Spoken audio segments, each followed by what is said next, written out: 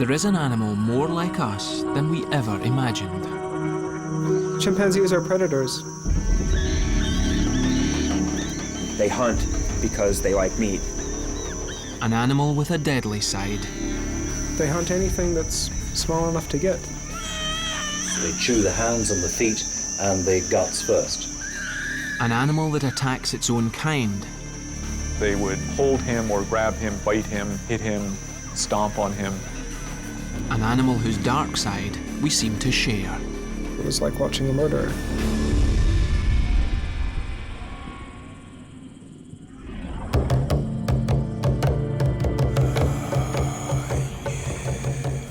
In the heart of Equatorial Africa, a series of bizarre killings is being investigated.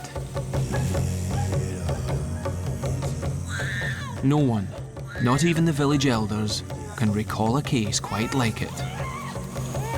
The chief suspect is not a person, but a chimpanzee. In pursuit of the killer is Kateba Deo, ex-tracker at the local chimpanzee research project, now Africa's #1 chimp detective. The setting for the drama is a patchwork of fields, forests, and tea plantations. Welcome to Uganda and the green hills of Ruteete County.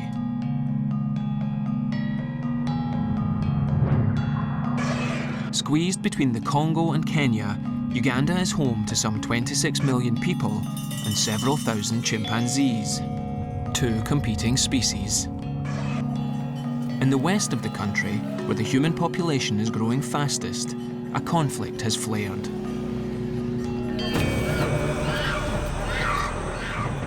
The past 7 years have seen 15 attacks by chimps on young children, over half of them fatal. As we follow this unprecedented trail of attacks, we'll discover that chimpanzees have a dark side that few of us could have imagined.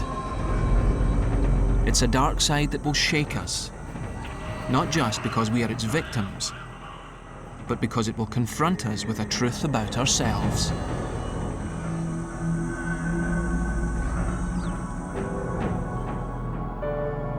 The very idea that chimps are killers seems contrary to almost everything we've learned about them.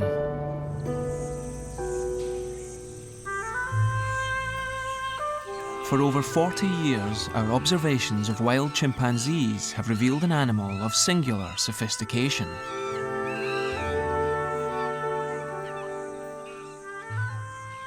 Look into a chimp's eyes, and an intelligent mind gazes back. An animal with thoughts, feelings, and a personality.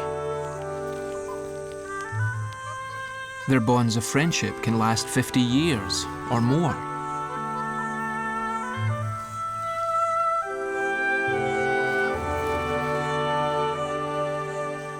Chimps even have the beginnings of culture. They pick up and pass on the skills of their own particular group. Some scientists suspect that chimpanzees actually have a sense of wonder.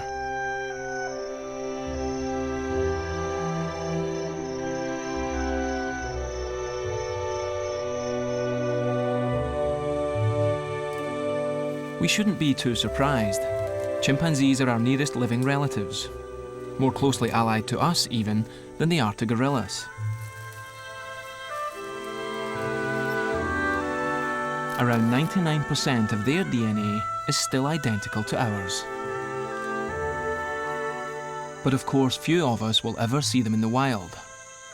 Our impressions of chimpanzees are formed much closer to home. And it's their lighter side that has always charmed the crowds. With the youngsters, it's all fun and games. But as they grow older, a darker side can emerge.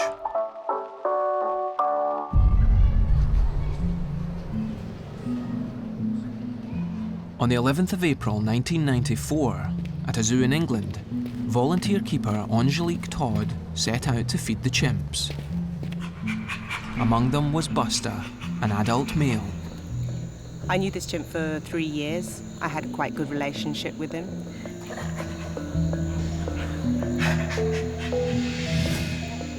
Male chimpanzees in captivity in general, you have to be careful with them. They're one of the most dangerous animals in a zoo.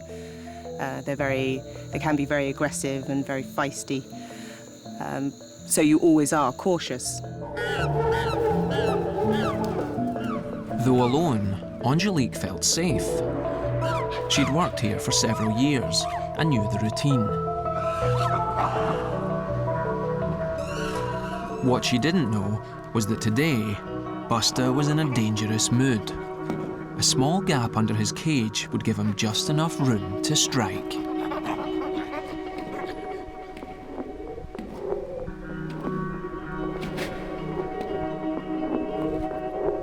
He saw his opportunity and he took it. These kind of events, you go in slow motion, you're in shock, you're trying to survive. First of all, I thought I could take off my coat and he could just get my coat. Then I tried, obviously, pulling my arm back, and there was no point in doing that whatsoever. I couldn't provide any resistance. He was just so strong. It was pure survival. I was watching myself being eaten alive. The first thing that happened was he bit my thumb off, practically almost down to the first joint. Then my index finger, and then he was just working himself up my arm. Obviously, all my arteries were severed.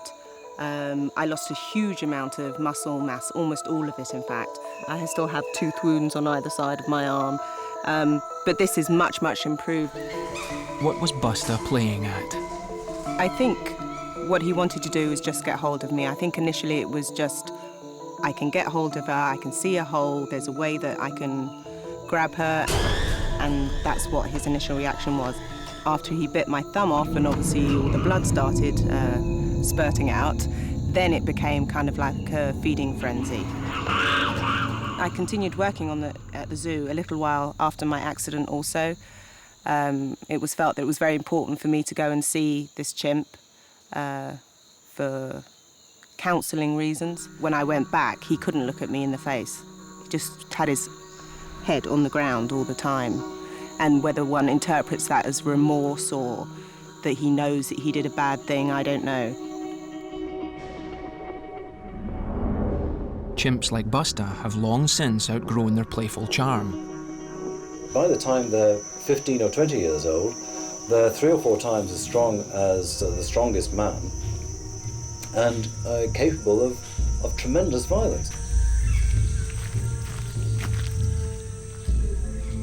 Harvard zoologist Professor Richard Wrangham has been studying chimpanzees in the wild for over 30 years and knows better than most the Jekyll and Hyde nature of these complex creatures. At one extreme of this contradictory nature is something he finds utterly compelling. An extraordinary capacity for violence.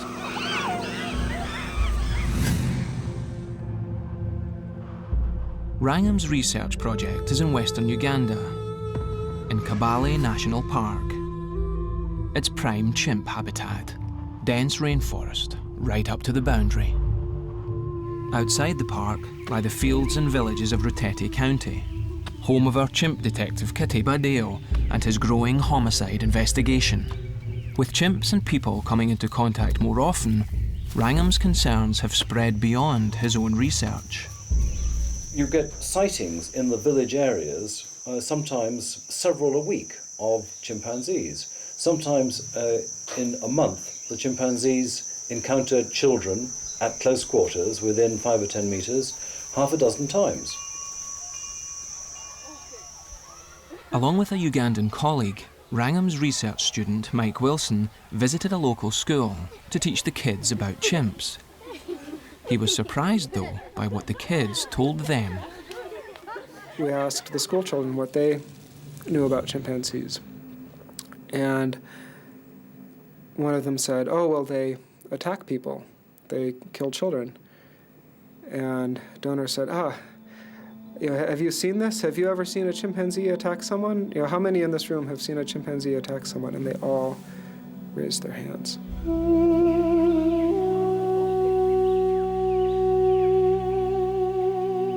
A week later, they were proved right. Less than a mile away, a baby was seized and mauled. Another casualty in a string of attacks on village children. It had all begun 2.5 years earlier, when a similar attack proved fatal. The year was 1995. When we first had the reports of the killings, there was an alarm, both among the villagers and among ourselves, that this might be the chimps that we were working with. I hired one of my field assistants, Kateba Deo, to move out into that area, which is actually where he lives, and to spend his days moving around, talking to people, finding out where the chimpanzee was.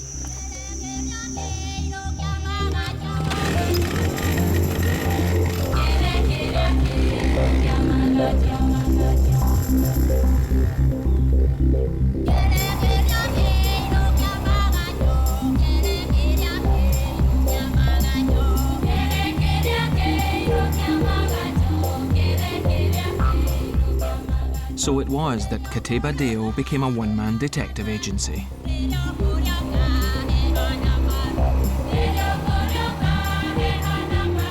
His beat was a 10-mile stretch of villages and plantations running along the west side of Kabale National Park, Uganda.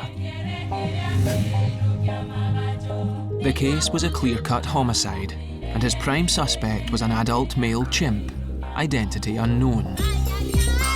Deo's mission was simple: find the killer. Researchers had already given the animal a name: Saddam. Who was this chimp, and why was he attacking children?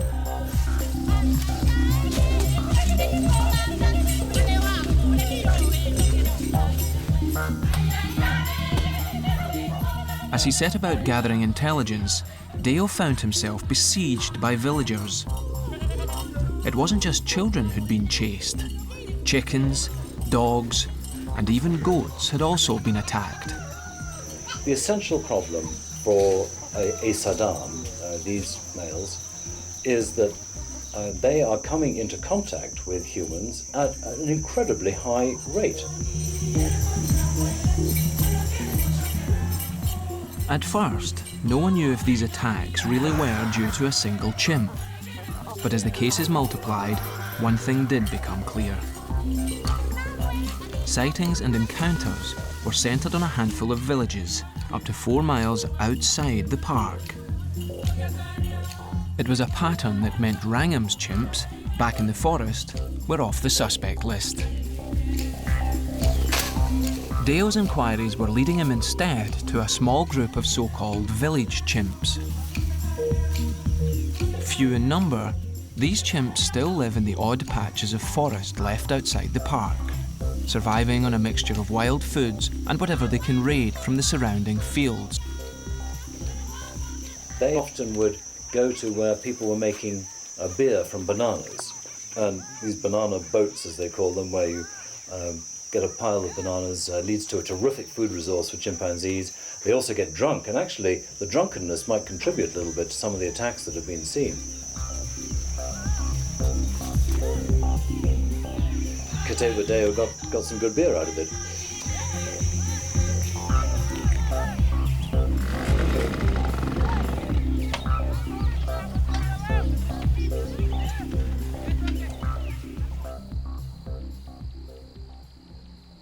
The search was becoming more focused.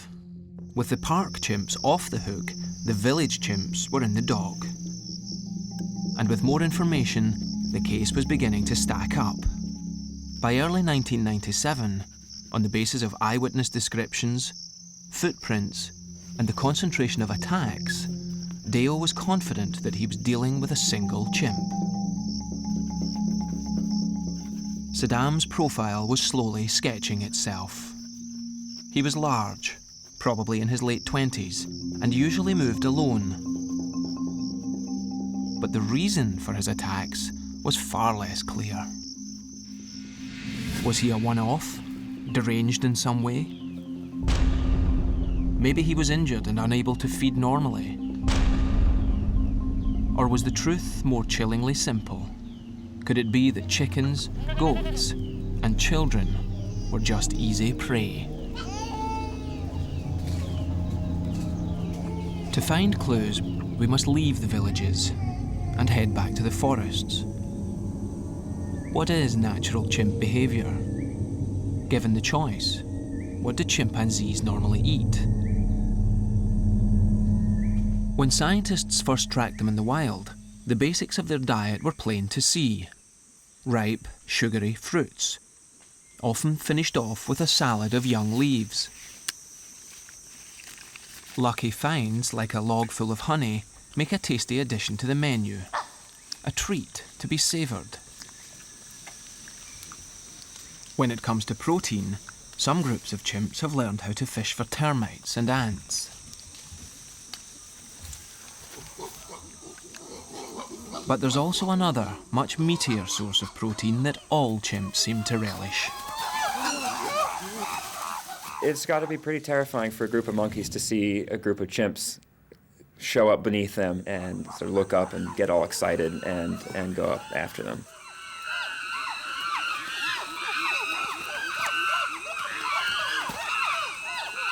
Ian Gilby has just spent 4 summers studying the hunting behaviour of wild chimpanzees. He's impressed with the risks they take to get fresh meat. The monkeys are really quite formidable. They have big canines, and an adult male colobus monkey can weigh up to 12 kilos. So they're quite a serious adversary.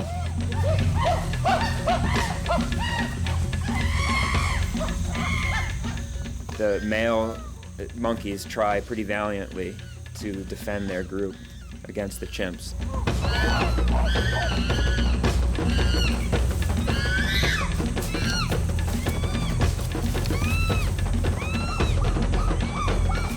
It's not just the monkey's teeth the chimps have to watch for. It's a very risky thing in terms of risk of falling. The monkeys are obviously much smaller than the chimps are, and so they're bounding around up in the little branches in the tops of the trees, and the chimps are trying to go after them. And so sometimes branches break, and they try to make a jump that they can't do, and they can quite easily get injured. To the untrained eye, it looks like chaos. But there's method in all this madness.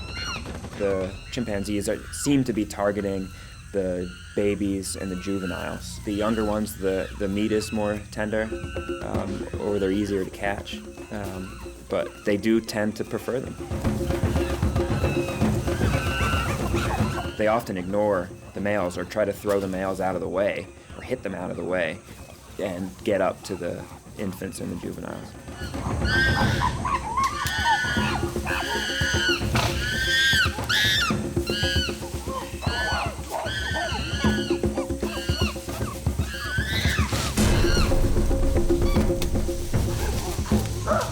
The hunter will grab a monkey and usually will immediately drop down out of the trees to avoid being mobbed and attacked by the monkeys.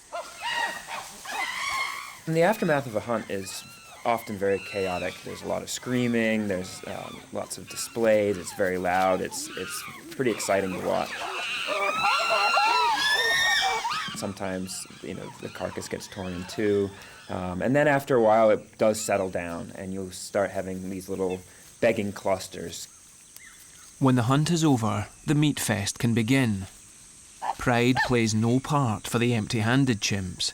They are on the scrounge. Begging ranges from just sitting and staring at the carcass to actually pulling on it, to actually putting their hands over the possessor's mouth. And so you can see him sort of moving away, turning all the time, and eventually giving up what he's got just so that he doesn't have to keep on doing that. Scientists have long debated why chimps are such avid hunters. To Ian, it's very simple. They hunt because they like meat. A large group of chimps can consume up to a ton of monkey in a year. That's a tenth of the colobus population. Chimps eat more meat than any other primate, except for humans. The forest provides plenty of fresh meat for the red-blooded chimps. But cut down the trees, and their wild prey disappears. Back in western Uganda, in Ruteete County, one consequence of deforestation was becoming all too clear. By May 1997, Saddam, the killer chimp, had struck several times. Details of his attacks were now piecing together. The pattern looks very much like hunting, because what the males are doing is grabbing an infant, just immobilizing them and taking them away, and they're immediately eating them, and they eat them in the style in which they eat monkeys. They chew the hands and the feet and the guts first.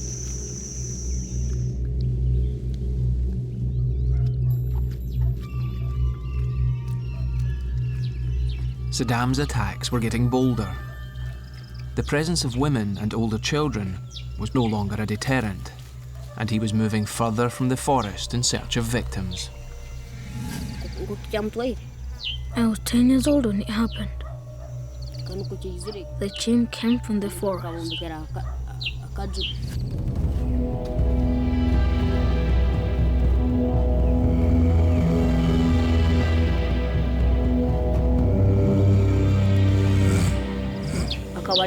My sister was inside the house. My mother was sleeping. She was ill.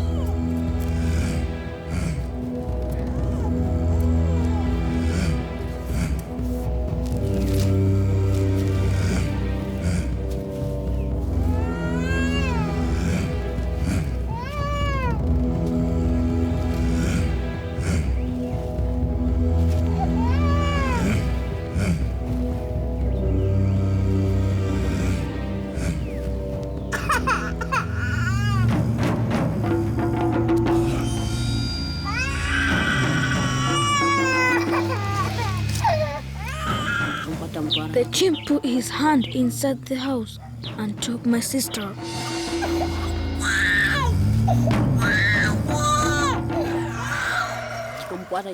I saw the chimp dragging my sister into the forest.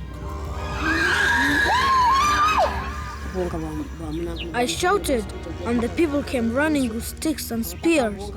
They thought the chimp had killed my sister, but they chased it away and brought my sister back. The girl's injuries bore the classic hallmarks of a chimp attack: a bite to the head and a half-chewed limb.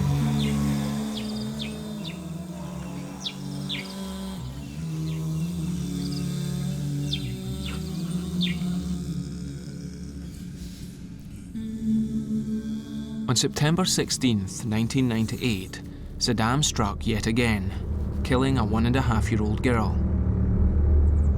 For the villagers of Ruteete, it was the final straw.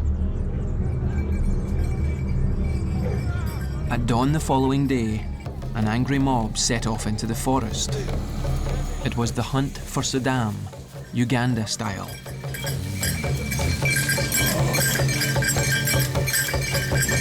When the authorities got wind of it, they called in their own marksmen. Okwilu and Makuro worked for the Wildlife Service, busting poachers. Now they had orders to take out a rogue chimp. We followed the track of Saddam, chasing dogs. It was just running up and down, running up and down.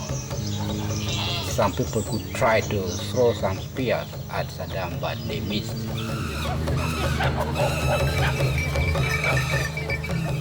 Saddam was making a lot of noise, and the dogs were also barking at Saddam. Saddam became very tired at around 1 p.m. He climbed the first tree. It was shot, fell down. People surrounded Saddam. Saddam was speared by several other people, and Saddam died at last.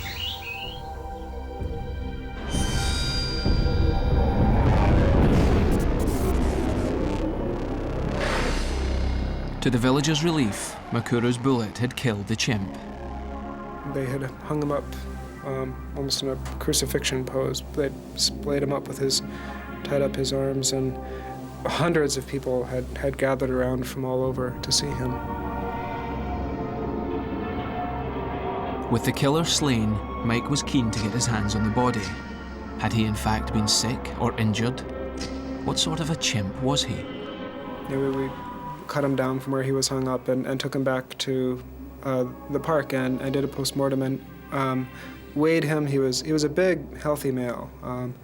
He must have been over 100 pounds, maybe 110 pounds. Very muscular and healthy. His bones told the same story. Okay, well, here is Saddam, and the interesting thing about him, I mean, here's his skull. You see, here's where the shot went in and killed him, and he was a young male in pretty good condition. His teeth are not worn at all. They've still got all their ridges. And if you look in detail at all of his limb bones, you find no pathology at all. There's nothing that indicates he had any kind of disease. There was nothing in the post-mortem that showed he had a problem. He was just a regular guy in difficult circumstances. He'd killed 4 children, but is it fair to condemn him? He's almost a victim. I mean, he was in his little strip of swamp forest. He hears the sound of crying. He just walks about 5 paces. He finds this little brown thing lying there and squeaking. It's unprotected from his point of view, and he grabs it and takes it back again. This is just like picking up a baby piglet or grabbing a monkey from somewhere, and he eats it. Well, at that point, what he's done is he's learned that these babies are available as a source of food. It was, from the villagers' point of view, a devastating discovery.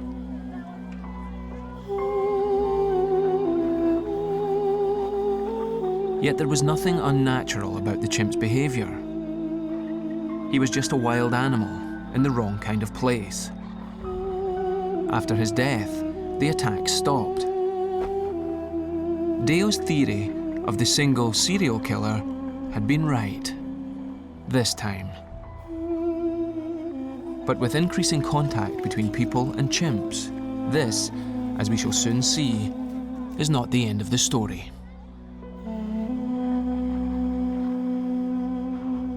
Terrible as Saddam's attacks had been, discoveries were being made only a few miles away, in the heart of Kibale National Park, which in their own way were more profoundly disturbing. Both Wrangham and other scientists working here were recording chimp attacks, not on people, but on each other.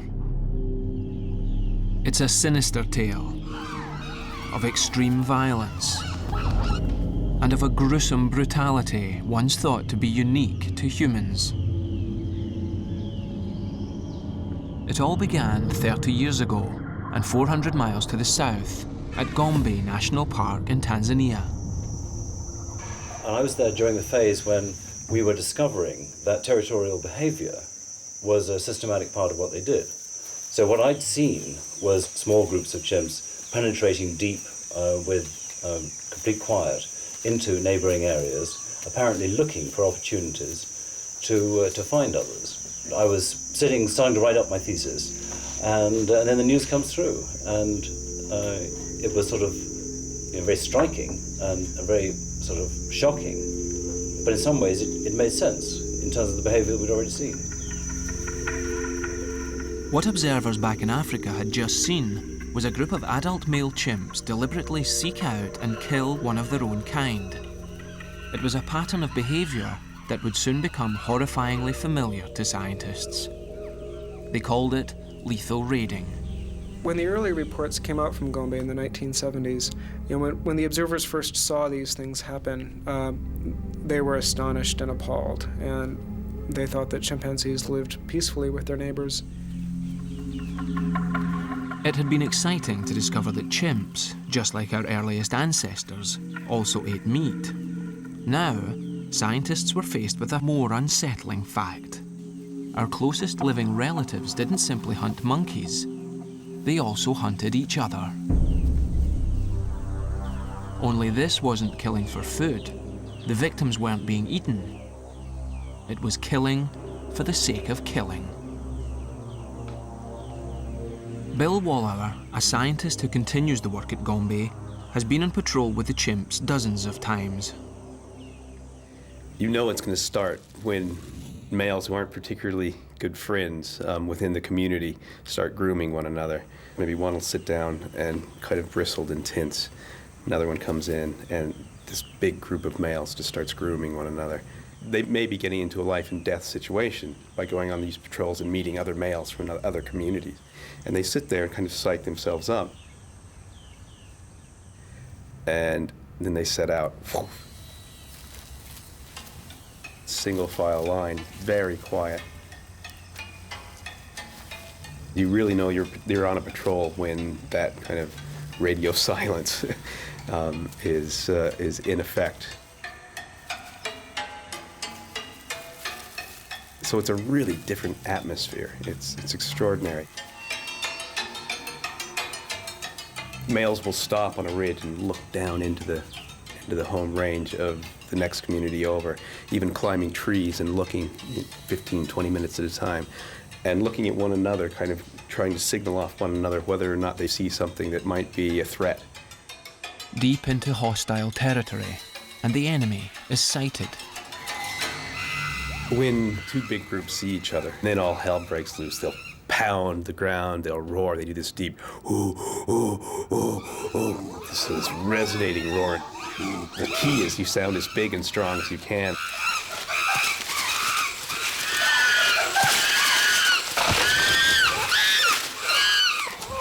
The noise is impressive, but really it's just sound and fury. All gong, and no dinner. With many warriors on each side, it becomes a standoff. The risk of fighting is too high, and the smaller side retreats, giving ground. There's a kind of tradition in military history that you should seek at least a 3-to-1 advantage in battle before you begin.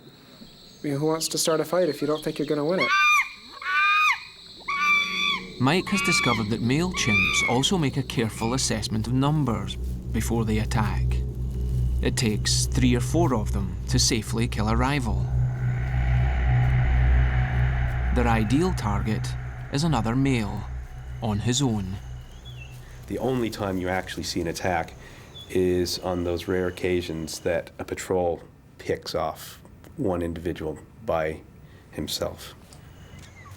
In August '98, Bill saw and filmed what happens when a raiding party catches a single stranger.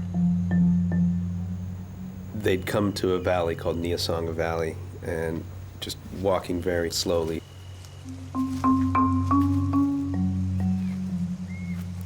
Looking up in the trees and moving as if they were intent on finding someone. It was just extraordinary, just kind of 1 foot down, and then stop and listen, and then another. And I got a shot of Frodo's feet as he was going through this vegetation, just ever so lightly stepping, and then the next foot down.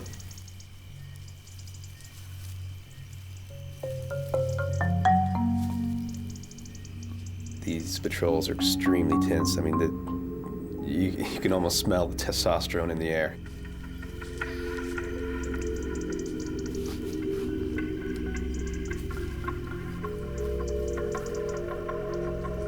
They were hunting this young male out. Eventually, the male flushed and tried to get away. When they do find somebody, all that tension is released. One of the hardest things I've ever seen in my 11 and a half years of following chimps around the forest is this attack.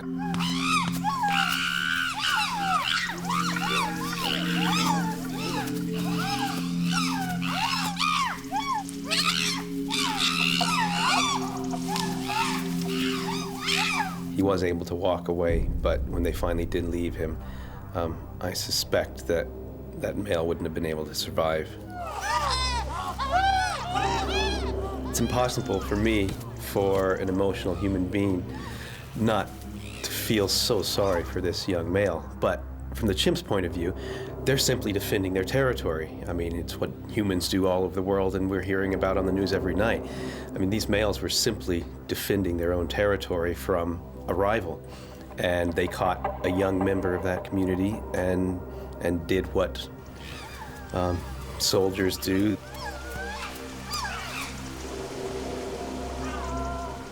To this day, I carry those emotions of watching that attack and seeing the look on that chimp's face as he was caught and beaten. Deliberately seeking out and killing members of rival groups was once thought to be uniquely human behaviour. Chimpanzees, however, show us that we're not alone. They suggest that our killing ways may be embedded deep in our evolutionary past.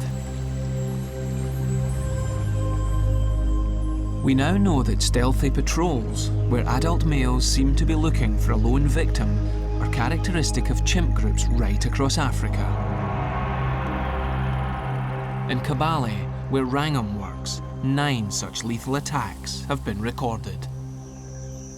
In Kaniwara, we've had one of our males killed by neighbours to the south. We've had our males kill another male to the north. And in Gogo, where they've got these huge groups of 25 males, then you have, I think it's now 7 kills that they've seen in the last 6 years. One of these attacks was witnessed and filmed by chimp researcher Professor David Watts. Several Ngogo males started to climb up this tree. The male who was up there tried to climb from there into an adjacent tree, but the top broke and he crashed to the ground, at which he tried to run off, but all the others ran off after him. By the time we got to where they had stopped, they had caught him. He had up to 15, 20 other chimps piling on top of him or around him.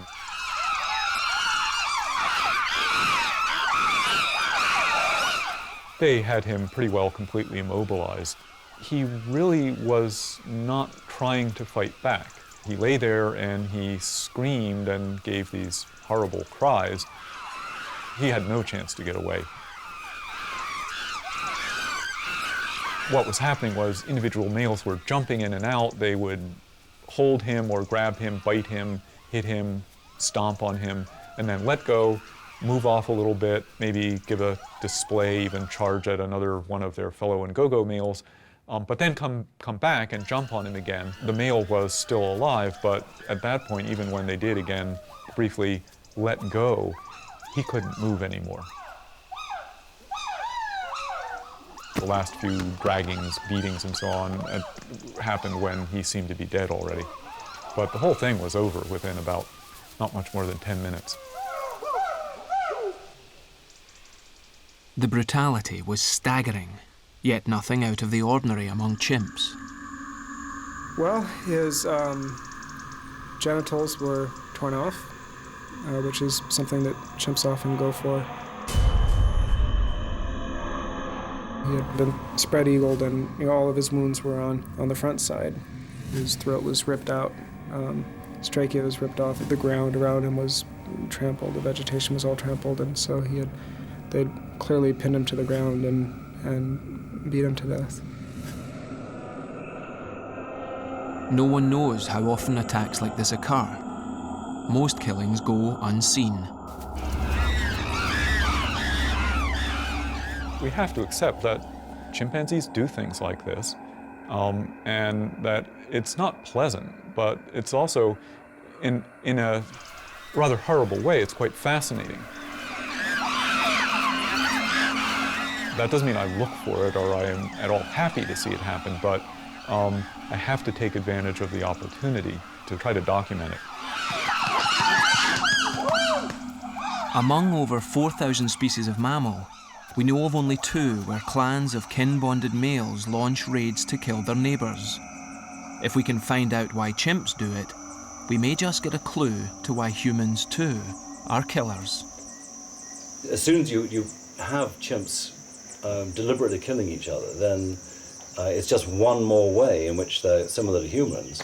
But of course it's a particularly fascinating way because people have for so long had the sort of intense questions about why people do these appalling things to each other. And obviously, as soon as you see chimpanzees doing it, it raises the possibility that there's something sort of more deeply biological about our behavior than people had normally been tending to think. Obviously, you're bound to start asking new questions. Could our inclination for group violence be something deep-seated that we share in common with our killing cousins? Why do outsiders, other groups, pose such a threat in the minds of both men and chimps? Why do we both have this them and us mentality? We identify some people as our friends, and we don't want to do anything bad to them, and we identify others as the enemy, and we regard them almost as a different species. This may be a special feature of the emotional systems of humans and chimpanzees. In both species, it's mostly the males who cause the mayhem, and they seem to enjoy it. There's quite a lot of evidence in humans that people under the conditions of wanting to be involved in war or warlike encounters get tremendous thrill out of killing the enemies. It's certainly the way that chimpanzees look. I think it is fair to say that a kind of chimpanzee mob psychology exists. They lose their individuality in ways that have some fundamental similarity to what can happen in humans. All too easily, this dark psychology that we share with chimps can lead us to do terrible things. But is this the end of the story? It's hard to live with the notion that as a species we've been subject to selection for things that we revile. The joy of killing, the determination to be dominant. It's hard to accept all that stuff, but it's much more sensible to try and really expose ourselves to the awful truth about who we are and then look forward to being able to do something about it. While mankind struggles with this complex challenge, there's another problem back on the outskirts of Kibale. After 2 years of peace, post-Saddam, Kateba Deo has picked up the trail of a second killer.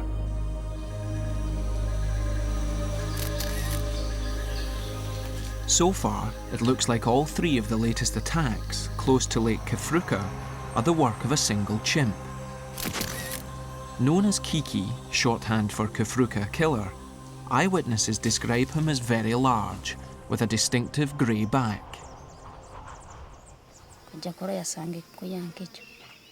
It was Wednesday morning. We went out to our field to collect potatoes. Annette had brought along her baby and her mother. Her field was close to a small patch of forest, Kiki's forest.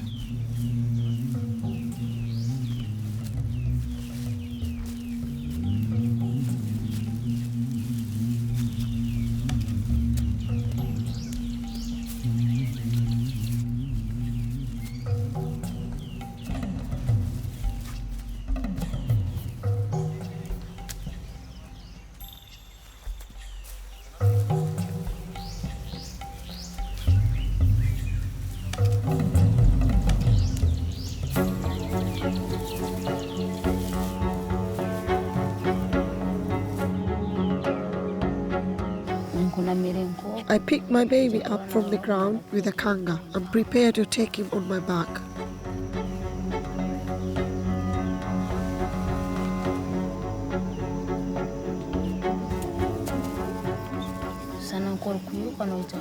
Then I looked behind and I saw a chimpanzee. So I started running. The chimpanzee was chasing me.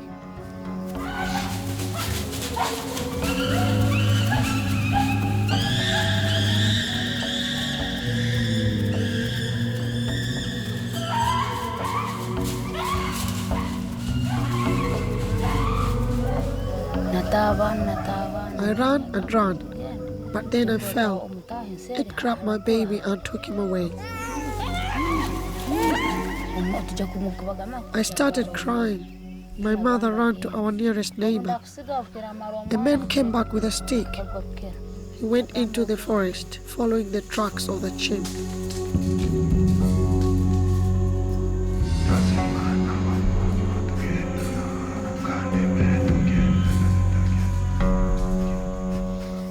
He found it. It was sitting on my baby, eating his face.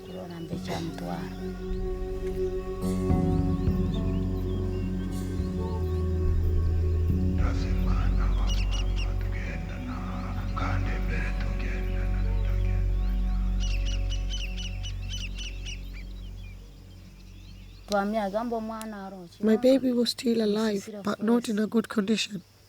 When I looked at him, he was all red with blood, and parts of the flesh were eaten by the chimp.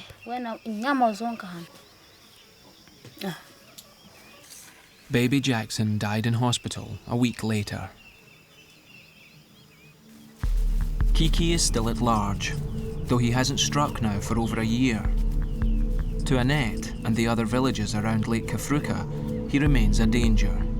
But he's also just a symptom of an intense and growing conflict between people and wildlife. Throughout Africa today, the remaining forests, especially outside of protected areas, outside of national parks, are being cut down. Human populations are growing, and people are making room for their crops. And as people cut into places where chimpanzees live, the chimpanzees have nowhere else to go, and so they do their best to make a living in the small forest patches that remain, and go from one forest patch to the next. Western Uganda alone has lost hundreds of square miles of forest in just the last 10 years, mostly to make way for fields and tea plantations. The chimps who once lived in these forests have lost their home. As they try to adapt to their new, human-dominated world, they'll continue to encounter people. Humans and chimps live in the same areas, and obviously chimps are opportunistic hunters, and they occasionally do grab a tiny infant as a food source. And that, from a human point of view, that seems like a horrible thing, but it is just a chimp being a chimp. Deo can solve the individual cases, but is there an answer to the wider problem?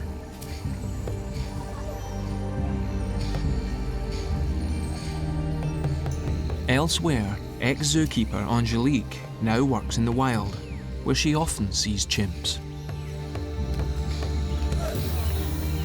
I'm fascinated to see them. I want to see them. They should be respected, and we should conserve them as much as we can. I don't think they should be in captivity. As for Wrangham's chimps, still relatively safe within Kibale National Park, their lives will continue to be closely observed. The more we discover about chimpanzees, the more we seem to share in common. Both violent and both caring, the bad along with the good. Yet if by understanding their dark side we can better understand ourselves, then that's a stronger reason than ever to save and study them. In some ways it is rather galling to find that chimpanzees have these unpleasant characteristics. But there is a sense in which they make chimpanzees seem more human, because if they do something that is a little bit like making war, then that puts chimpanzees into the same sort of strange mixture that humans are. So my hope is that in talking about the violence, not only do we help learn something about humans, but in some strange way it humanizes chimpanzees and makes people care for them in a different and more informed way.